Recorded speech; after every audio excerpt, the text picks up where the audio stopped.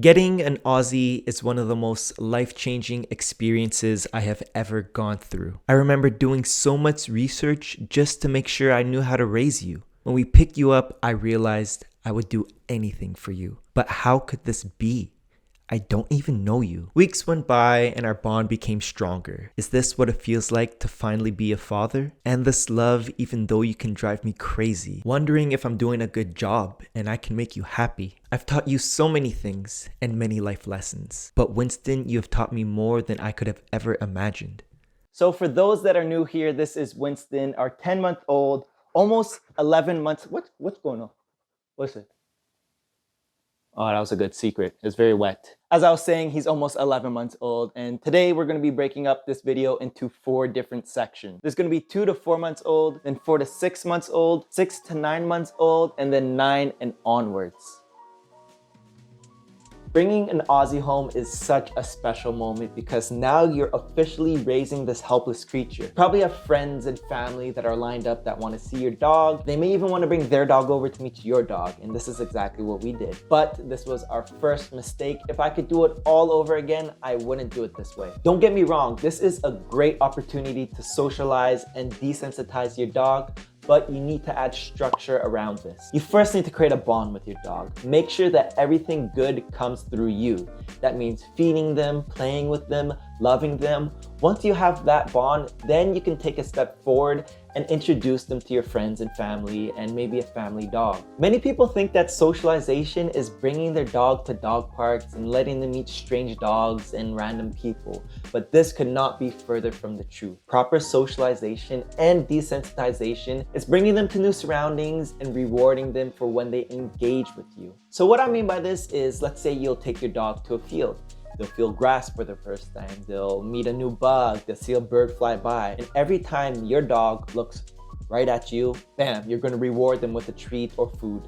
That way they see you as something valuable, even though there's all these distractions outside. Play is huge because you want your dog to see you as something fun too.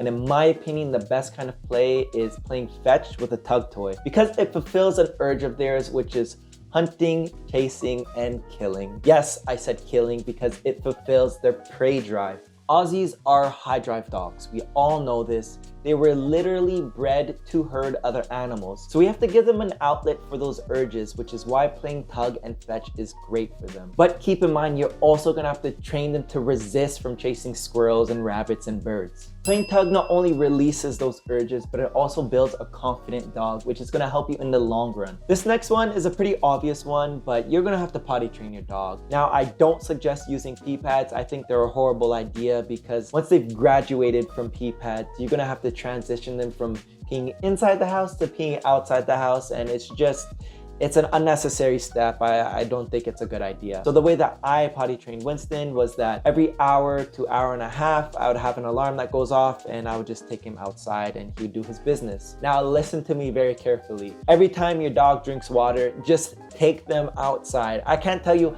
how many times Winston had to pee after just drinking a few sips of water. It's absolutely ridiculous. When it comes to feeding your dog, use their meals as a way to motivate them to get things that you want them to do. It could be tricks, it could be obedience, it could be whatever it is. Use their meals as a way to train them. This will create a great bond with you and your dog, and it will show that you are very valuable to them because you are their source of food. Don't use a bowl. Feed them by hand. If you're wondering why I have a glove on, it's because we feed Winston raw food. If you want to know why we feed him raw food, you can check out my last video. I explain why all there. Now, the way that you're going to want to go about this is first attach a line to your dog just to hold them accountable and, make sure that they're engaging with you and not anything else. And by the way, at this young age, you're going to want to have a house line attached to them while they're outside of the crate, just to make sure they're not getting to anything that you don't want them to. So the way I'm gonna go about this is, let's say I want some, eye contact from him or some sort of engagement from him. So I'm gonna come over here. Winston, come. And then I'm going to tell him to sit. Good. Now, right now, he's staring at me dead in my eyes. And what I'm gonna do is, I'm gonna tell him good and reward him for food. Down,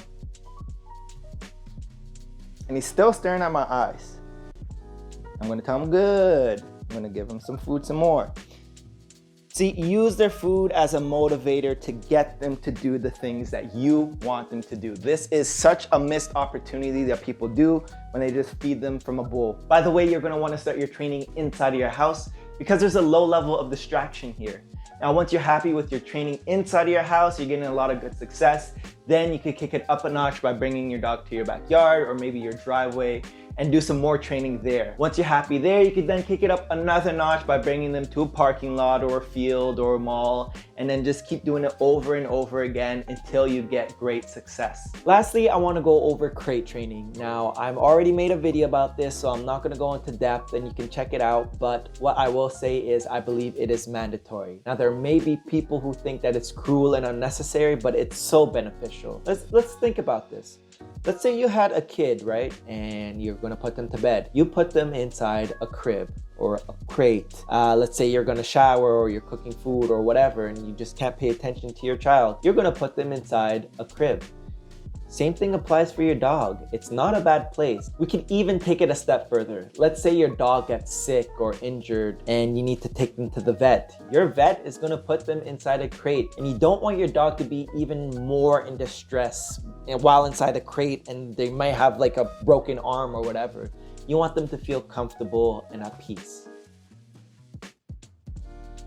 By this age, your dog should be fully potty trained. They're gonna become more energetic. That means they're gonna require more exercise and they're gonna be more confident. So a lot of the things that you're doing in the first phase, you're gonna still continue doing in the second phase, which is socialization and desensitization. Now, this would be the time where I'd start actually introducing my dog to friends and family, and maybe a family dog, but I would do it in a structured way. I'd have a leash attached to him just to hold him accountable and to make sure that he's not getting into things that I don't want him to do. You want to make sure he's getting good habits, not bad habits. At around a 6-month age, you'll notice some issues happening with your dog. They may start barking at the doorbell or barking at people when they come into your home. So you really need to keep up with the desensitization aspect of things. The reason for this is because they're going through a fear period, which just means all of a sudden they're kind of afraid of things. It could be, a plastic bag blowing in the wind or be afraid of a garbage can. So you need to create positive association with the things that are scaring your dog. Now, like I said, they're also more confident. I know it's kind of a paradox. They're confident, but they're also afraid of things, but this is what just happened. So you'll notice that they'll start maybe ignoring you or leaving your side and kind of wanting to explore things, which is why you want to keep your dog on a leash, hold them accountable, and still show them that you are the most valuable thing to them. A lot of what you're going to be doing in this period is a lot of what you've already been doing, which is socialization, desensitization. I know you guys are going to hate me for saying these words so many times, but it's true. You really need to keep up with this. You're also going to be working through their fears, right? You have to show them that these things are not scary and create positive associations with them. You're also going to have to give them some more exercise. Now, when I say give them even more exercise, you really need to balance between physical stimulation and mental stimulation. Don't just run your dog. Don't just have them play fetch and tug and all these physically stimulating things, because what you're doing is essentially you're creating an athlete. You're building up their stamina, and in turn, you're gonna have to work even harder to tire them out. So bring in some mental stimulation, which can be puzzle toys or obedience, right? Stuff that really makes them use their brains rather than physically moving. The last thing I want to touch on in this age range is they're going to have more energy, but you also want to give them an off switch. You don't want their brain to be on at all times, which is why I said in the previous phase, crate train them. Crate training is going to help you a ton here. It's going to tell them that, hey, when I put you in here, it's basically meditation time, right? And it's just for your brain to shut off and relax. The 9-month-old and onward phase. This is the phase that I'm currently going through with Winston, and I think everyone can agree from around 9 months old to a year old is the worst part. Your dog is even faster, they're even stronger, they're fully grown, they like to test your patience. Does it sound familiar? Because it should. This phase, the 9-month to a year old, is called the teenage phase. Now, it's gonna affect each dog differently, right? And it's depending on how well you trained your dog. But I think generally speaking, most people can agree that this is the worst phase and it's the one that gives them the most trouble. I'll give Winston as an example. So if you've seen my reactivity video, you know that Winston is reactive to other dogs. Now, I believe the reason why Winston is so reactive to other dogs is because the way that I introduced him to Whiskey. If you don't know who Whiskey is, he is the Bernedoodle. You can see him in my earlier videos. The way we introduced him was there was zero structure, which is why I'm telling you guys at the beginning, when you get your dog, make sure you have a strong bond with them.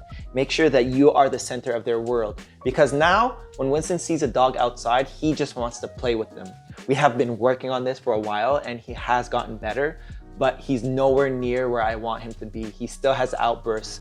He goes over threshold and then he gets frustrated because he can't go see the dog. And then he ends up lunging and barking and etc., etc. It's not a good look. It's annoying. It's embarrassing and it's just something that no dog owner wants. If you guys are also experiencing any troubles, you know, you've done your best and you're still not getting the results you want, go see a trainer. There's no shame in seeing a trainer. I'm seeing a trainer for him and I'm making sure that we are getting to the other side as quickly as possible, as efficiently as possible, and as painless as possible. If you guys made it to the end of the video, thank you so much from the bottom of my heart. We're trying to get monetized and we're almost there. So every like, comment, and subscription, it really goes a long way. If you want to see some sort of video in the future, let me know in the comments below. And until next time, I'll see you guys later.